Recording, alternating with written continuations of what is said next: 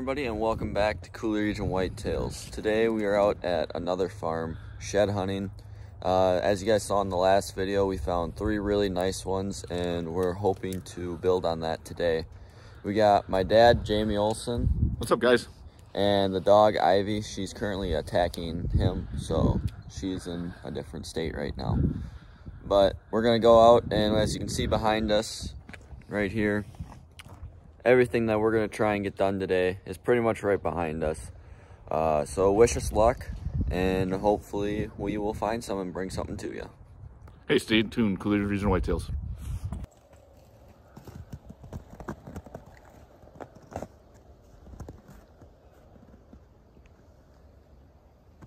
Go. Okay, so it kind of happened upon a dead head. Thinking that it's one that we had actually found last year that we left out in the field to kind of dry off and get all the skin off and stuff like that.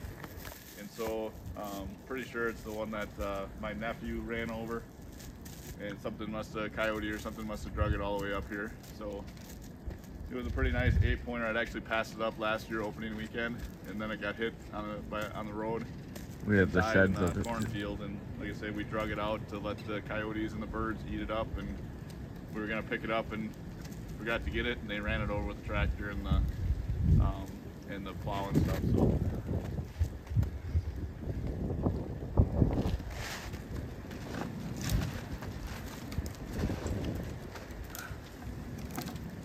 So we'll leave that one in the tree. So we were talking about the dead head that we just found on the backside, and like I said, I kind of misspoke. Actually, my nephew hit it with a mower when he was cutting hay, and so just kind of wanted to correct that. Obviously, it does a little damage to the horns when you hit it with a mower. But this is actually the stand that I was hunting on, and Isaac is standing pretty much almost where the deer walked through. So he was pretty tight, but like I said, he was definitely a young deer. And one of the things that we've been trying to do over the last few years, Isaac and I, which was pretty cool because Isaac's only 18, and to get him to kind of believe in what we're trying to do for managing deer, managing bucks. This was just one that was definitely a young deer, and we thought there's a lot of potential, but it's just like anybody that hunts next to a major highway or a major road, you're gonna have deer get hit, and that's kind of one of the problems that we do have over here. Is that we do have a number of our bucks that we do pass up do get hit on the road, but that's nature and that's life. And obviously with the backside of this farm really being built up, we're just going to see more and more issues like that. But like I say, still trying to do the management, trying to do the right thing, and get some really nice bucks. So again, just kind of wanted to show you where we were at, and like I say, knowing that there are some nice bucks that go through here, and we do try to manage them the best that we can. Everybody, and so if you look straight over his head, up on that ridge is actually where we found that first shed on the last video. So we were quite a ways up there, just to give you guys some perspective of how high we were up. So, well, we're gonna keep going through now. I guess I'm turning towards it. We're gonna keep going through now, and hopefully we'll pick something up. If not, we'll give you some of what we're gonna do for our land management this year. So stay tuned, Coulee Region Whitetails.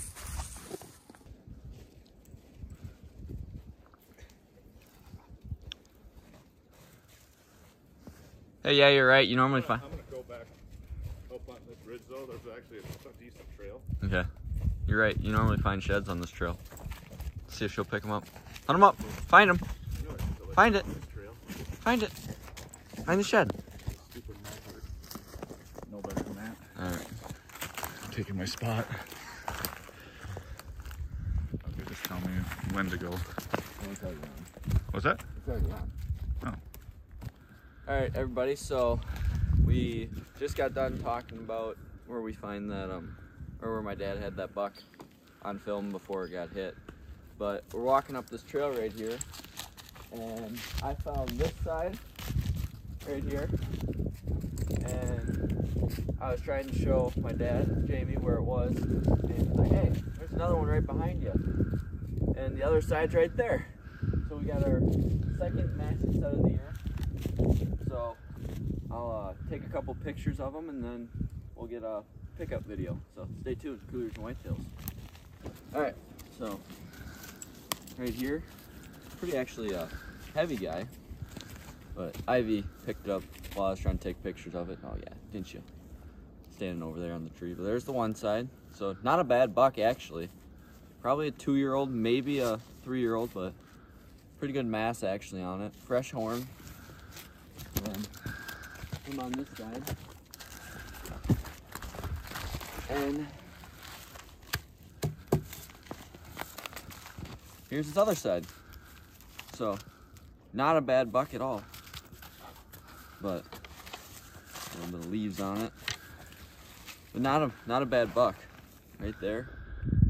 And you can tell it's definitely the same one when you look at the bases. You know, one main beam must have got a little chipped off, but definitely one that we're hoping to see next year now and see what he turns into. This guy's gonna be a stud. So hopefully we'll find some more. Stay tuned, Coolidge and Whitetails. All right, so I was just talking with my dad, and this brought up a good point, this area. So we have this logging road that's coming down here, and it splits off right here. And we used to have a stand just down the way, right in the edge of this field, because we had a lot of bucks coming through there. And I was hunting it. This was before we started actually filming for us. It was the first year after they got done logging. And I had this real nice 10-point coming down back. That it was probably when I was a sophomore in high school. So the year before we started, I had this buck coming down this trail that I was gonna shoot, and he cut right here on this logging road.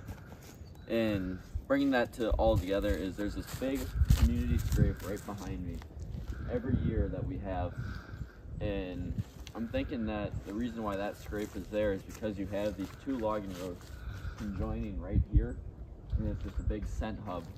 So we're thinking that probably this year we're going to get a stand right up in one of these trees to where we can shoot both these logging roads, but we also will have this food plot out behind us that we'll talk about a little later, and it should be a real good pinch point for where we should hopefully kill one of these big bucks in the coming years.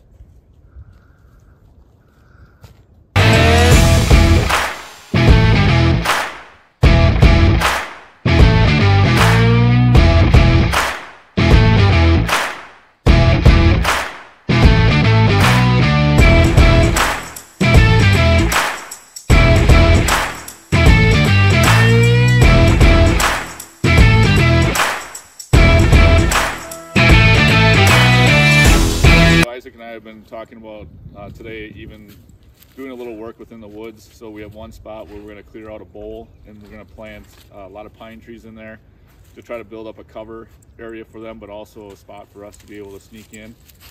This is one of our bigger food plots that we work with. My brother-in-law lets us plant some different types of food plots in here. So this year we're going to have a seed soybean field up top up here. We're gonna have a soybean field down below, and then in between we did plant a perennial in there last year, and if that comes back, that's gonna be great. If it doesn't, then we're gonna plant some domain outdoor seeds in there, depending on what we want to. We've had some good luck with that last year, and I'll talk more specifically about the brands later on when we do that. But when you look behind us, this was an area that when I first started out hunting out here about 20 years ago, this is where if I was going to hunt, I was going to see the big bucks, and I was going to shoot turkeys and stuff. But since they've logged it, it's kind of hasn't been producing like it has in the past. And so what we're going to do is we're going to do a select cut all the way through, almost like a clear cut, about 50 yards back in, create kind of a funnel system to come down. We're probably going to put a blind somewhere in that area where there's a down tree. And then we're going to plant some apple trees, and then we're going to plant 4 rows of pine trees on the backside. Again, mainly to try to get some cover for us to get into the stand, but also a food source that comes out to it. And I think what's really important to understand is a lot of times when you talk to people, they're like, well, do you really want to cut trees down? And I think reading an article a few years ago, the gentleman in the article said, you know, are you planting trees and growing trees, or are you growing deer? And that's always kind of stuck with me. And I kind of do a little bit of both. I think you got to be selective with what you cut, but you also got to, if you're going to cut stuff down, you got to replant. But at the same time, you want to do stuff that's going to bring deer in. The second thing typically I hear from people is, why would I take the time to do this? Well, if you're not taking the time to do it, then don't expect to shoot big bucks. You know, we're pretty fortunate with the amount of land that we have. but at the same time we got to do stuff to hold the deer, but also want to draw them in, because there is a lot of obviously crops around, so we got to do something a little bit different. And so these are just a few things that we're going to try for the next few years to try to build up our ability to shoot big bucks. So this is kind of the backside of what we were just talking about. You can see we have a lot of small stem count and a lot of these trees that are down, which just makes it a pain for the deer to get through. And it's nice when we have a stand out there, but last couple of years we haven't. And with saying that we're gonna put a stand out there, I'm probably gonna come in with the skid steer and take a lot of this stuff and actually make kind of a bank on the back side of the field edge, just to kind of try and funnel the deer out in front of us to make it a little easier shot for us. All right, so we're at one of our other food plots now that we hunted quite a bit, probably over hunted this year, but we were seeing deer, so you gotta hunt where you're seeing your deer. This year we're going to try a little bit something different. Behind us we have a road that we're gonna try and plant a screen this year of kind of like a willow tree screen, and then we're gonna plant probably about 10 to 15 rows of corn, then out from that screen, just to try and make the deer feel a little more comfortable and feel more concealed from the road. And then behind us we planted in the Domain Outdoors seeds. This one we're pretty sure was the Big Sexy, and then out from that we planted the Comeback Kid, which is a clover mix, and the Big Sexy is a radish turnip mix that we were beyond pleased with the amount of deer that it was holding each night, and actually kind of the stress that took from the amount of deer that it was holding. Behind us, you can see we have our shack. That is from Cooley Country Blinds, is where we got that, and we built the platform for it.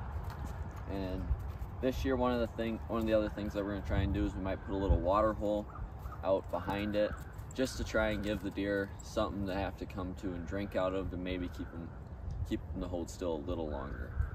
But that's one of the big changes that we're gonna make to this food plot. The field across from it was corn this year, which means it should be beans. Then we're gonna try and get that transition from greens to grain, like the Drury Outdoors kind of talks about quite a bit in theirs. We're gonna try that here. So hopefully we'll find some more sheds though. We're still looking, and yeah. All right, everybody, so here's a pretty good example of a non-south facing slope. And then you look at a more south facing slope. We got probably, I'd say, 4 or 5 inches of snow still on this side, but then you're on this side and you can actually see the dirt.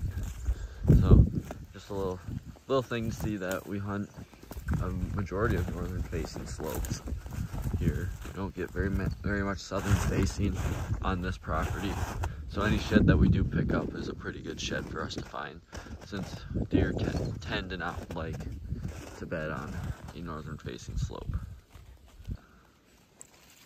Go. Okay, so Isaac just talked about the difference between southern facing and northern facing, and one of the things that probably about 10 years ago, 12 years ago, I was playing baseball with one of my buddies that does a ton of shed hunting, and he has a lot of success. He's got a lot of really nice land to walk.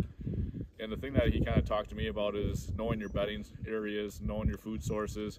But the biggest thing is understanding that you're probably going to find most of your sheds about 60 yards to 100 yards into the woods.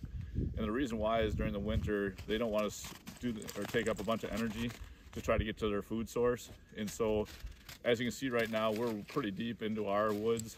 And like Isaac was saying, you know, the north versus south facing, you know, we're probably in 8 inches of snow packed down. And so to try to find sheds like this, you're gonna walk right over top of them. And so, like I say, most of our sheds that we find are that 60 to 100 yards in. And like I say, talking with him, ever since I've been following kind of his guidance, you know, like I said, my shed numbers have been going up steadily. And so, like I say, if you're new at shed hunting, really work your edges of your fields, your bedding areas, and your food sources. And like I say, stay within 60 to 100 yards of those areas, and you're gonna probably have a lot more success. All right. So what he's saying by the 6 to 7 inches of snow, give you guys a little bit of so that's pretty deep, as you can see. So give me that. So just a little bit of something kind of to show you that we're not joking when we say we got probably 6-7 inches of snow, because when that thing went straight down, it's probably got, I'd say, 15-inch main beams, 12 to 15-inch main beams, and there wasn't much of it sticking out. So hopefully we'll find more.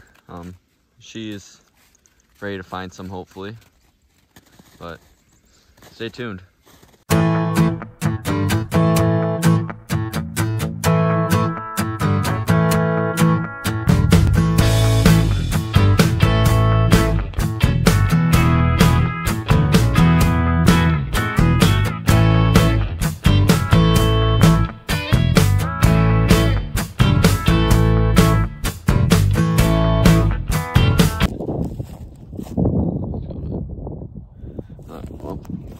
I think we might have found one up here. Not for sure though, so we'll walk over and see.